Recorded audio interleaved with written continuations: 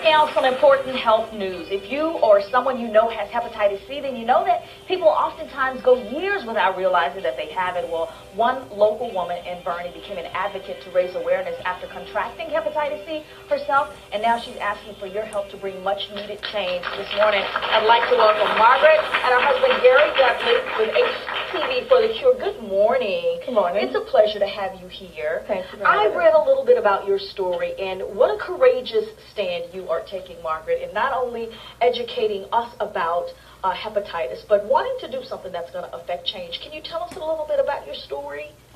Yes, I was diagnosed with hepatitis C back in 2011. I'd had health problems for about 12 years, and after I was diagnosed, I began to learn more about the disease, because like most people, I was, uneducated about it. Sure. Exactly. I found out I'm not alone. There's over 4 million Americans that have this disease. And tell us, if you can, hepatitis affects what? It primarily affects your liver. If it's left untreated, it can develop into cirrhosis or liver cancer. But it is a blood-borne disease, so it's in your blood, so it can affect you throughout your body.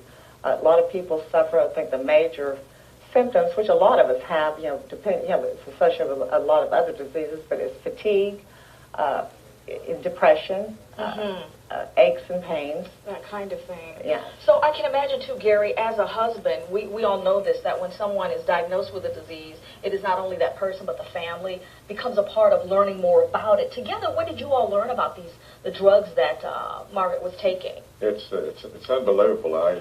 I know more about hepatitis than I ever wanted to know. Yeah, so I haven't treated yet. Yes. What have you learned about the drugs? Well, what I've learned is that drug companies are extremely competitive, and drug companies are look more toward profit than they do the absolute cure of this disease. And Margaret might tell you a little bit about what we've discovered. What have you discovered, Margaret, in this journey? Just a couple months after I was diagnosed, I heard about these trials that were being conducted between Gilead Sciences and Bristol Myers. And I had really great hope. I almost got into these trials, but they were actually curing 100% of the most prevalent types, and they did not require the use of the current toxic treatment regimen. And the current treatment consists of, like I said, 2 highly toxic drugs, interferon and ribavirin.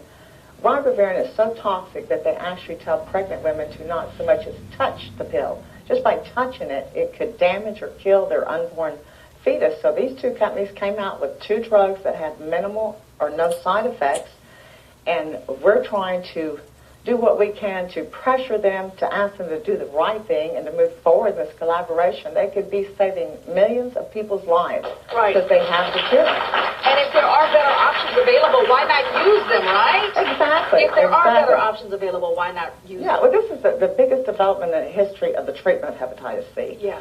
And because of this, we actually have started a petition to the White House, and we're asking President Obama to do for us basically kind of what President Clinton did for people with AIDS. We want to see if he can figure out a way to urge cooperation between these drug companies so that they'll move quickly to get this cure into the hands of millions. As you mentioned, 1,000